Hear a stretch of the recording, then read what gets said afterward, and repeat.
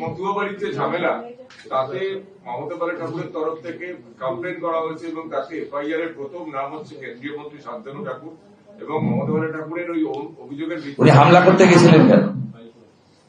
ওটা মতুয়া টতুয়া কোনো বিষয় নয়। তৃণমূল হামলা করতে গেছিল সাংসদ, কেন্দ্রীয় মন্ত্রী, ভারতীয় জনতা পার্টির রাজ্যের বলিষ্ঠ নেতা শান্তনু ঠাকুরের বাড়িতে। এটা মতুয়া টতুয়ার কোন ইস্যু নয়।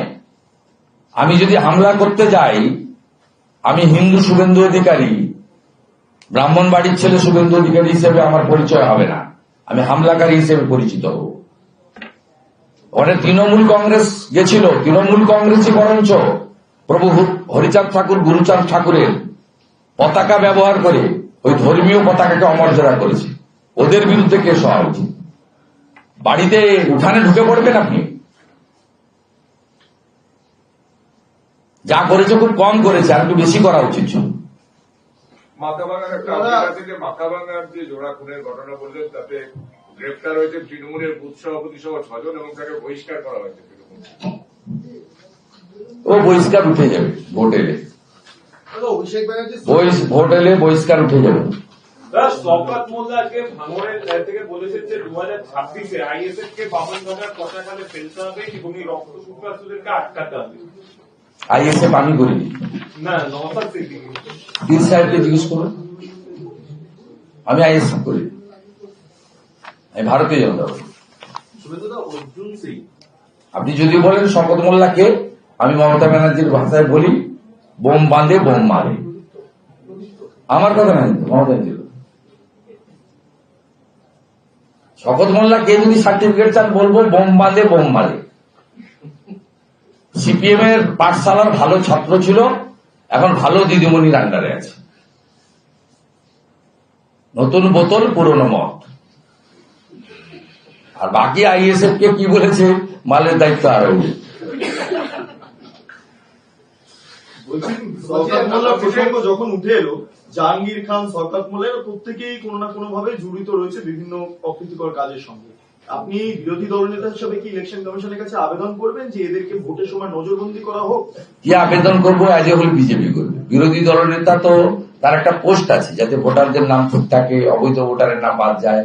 কিন্তু সম্মিলিতভাবে ভারতীয় জনতা পার্টি কি করবে ঠিক সময় বলবে এবং ইলেকশনের প্রসেসের মধ্যে গুন্ডা তালিকা দেওয়া হয়। গুন্ডা তালিকা দিতে গেলে শুধু রাজনৈতিক প্রতিদ্বন্দ্বীর নাম দেওয়া যায় না, তার ব্যাকগ্রাউন্ড দিতে হয়। যাদের ব্যাকগ্রাউন্ড গুলো আছে ভালো, সেই ব্যাকগ্রাউন্ডের তথ্য দিয়ে বিজেপিও দেবে। গুন্ডা গুন্ডাই হয়, সঠিক সময় বলা যাবে। ওয়েট এন্ড সি, হারিয়ে হওয়ার দরকার নেই। অর্জুন সিং বলছেন যে জয় বাংলা বললে এবার পেটাবো। অর্জুন সিং এর বক্তব্য, যেহেতু জেহাদিদের এই কথা শোনা, আমি মন্তব্য করব না। পেটানো অংশটাতে আমি কোনো মন্তব্য আমার নেই। বা গণতান্ত্রিক ভাবে পেটাতে পারেন, মানে ভোটে হারাতে পারেন, কিন্তু শারীরিক ভাবে পেটানো, মারা, এসব কথা বরঞ্চ বলতে পারেন আত্মরক্ষার অধিকার কেউ আছে। আপনি যদি আমাকে পাথর ছোড়েন, আমি তো এখন শীতকাল, আমি গুড়ের রসগোল্লা ছুড়বো না, আমাকে মাসতে গেলে যা করার করতে হবে। কিন্তু সরাসরি পেটাবো এই কথাটাতে আমি আমার মানে একমত নই। কিন্তু জয় বাংলা বাংলাদেশের স্লোগান, এটা অর্জুন সিং এর মতো ভেটারেন পলিটিশিয়ান জেনেই বলেছেন, ঠিকই বলেছেন। এটা পশ্চিমবঙ্গের স্লোগান নয়।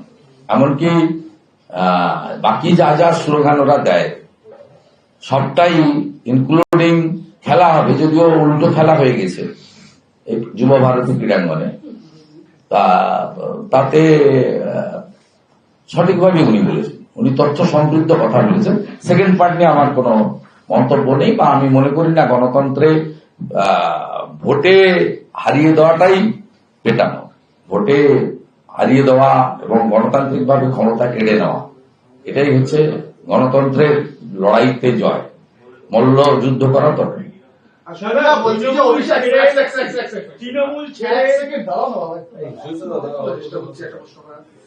বিজেপি এমএলএ কুলদীপ সাংঘারকে বেল গ্রান্ট করা হয়েছে, তাতে অভিষেক ব্যানার্জি বলছেন এই হচ্ছে বেটি বাঁচাওয়ের সিচুয়েশন, বিজেপি শাসিত রাজ্যে আজ এখানে জাস্টিস যে পাওয়া যাচ্ছে না, আপনার মতামত?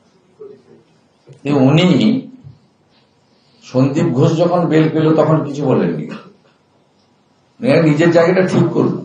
কেন বেল পেয়েছেন কোর্ট বলতে পারবে, কতদিন জেলে ছিলেন, একটা নির্দিষ্ট সময় পর্যন্ত কনভিকশন না হলে বেল টেল ইত্যাদি মিলে, যেভাবে পার্থ চ্যাটার্জি, জ্যোতিপ্রিয় মল্লিক, অনুব্রত মন্ডলরা বেল পেয়েছে। আমি এই কেস সম্পর্কে জানি না, আমি বলবো না, কিন্তু ওনারা সবসময় পশ্চিমবঙ্গে থাকেন না, পশ্চিমবঙ্গের বাইরে চলে যান। ওনারা 15 বছর রাজত্ব করার পরে বিরোধী দলের মতো কথা বলবেন না। পশ্চিমবঙ্গের স্বীকৃত বিরোধী দল বিজেপি, বিরোধী দলের ভূমিকাটা বিজেপিকে নিতে দিন। আপনারা পশ্চিমবঙ্গে 15 বছর রাজত্ব করেছেন, law and order state subject.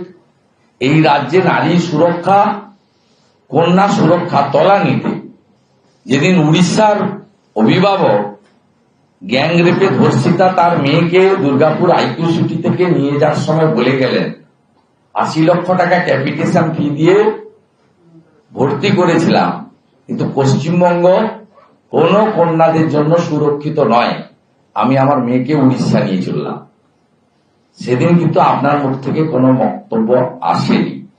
আপনি যার আলোয় আলোকিত, এই রাজ্যের মুখ্যমন্ত্রী তথা পারিবারিকভাবে আপনার পিসিমা, তিনি দার্জিলিং এ বেড়াতে যাওয়ার সময় দমদম এয়ারপোর্টে দাঁড়িয়ে বলেছেন রাত্রে মহিলাদের যাওয়া উচিত হয়নি, এত রাত্রি পর্যন্ত বেরোনো উচিত নয়। রাজ্যের মুখ্যমন্ত্রী বলছেন এই সরকারি আরজিকরের পরে সুপ্রিম কোর্টের ধাতানিকে প্রত্যাহার করেছে। আলাপন ব্যানার্জিকে দিয়ে বলেছিলেন যে আফটার ইভিনিং মেয়েরা কাজ করবে না, লিখিতভাবে দিয়েছিলেন। সুপ্রিম কোর্ট ধাতানি দেওয়ার পরে ওটা প্রত্যাহার করে।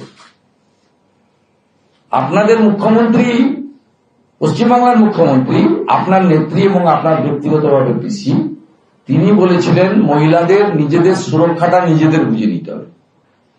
তারপরে কোথাকার কে কুলদীপ সিংজি কি, কার কেস হিস্ট্রি কি, কেন ধরেছিল, কেন বেল পেল, এগুলো নিয়ে আপনি দিল্লিতে পার্লামেন্টে বলুন, সেখানে আপনার বলার সুযোগ রয়েছে।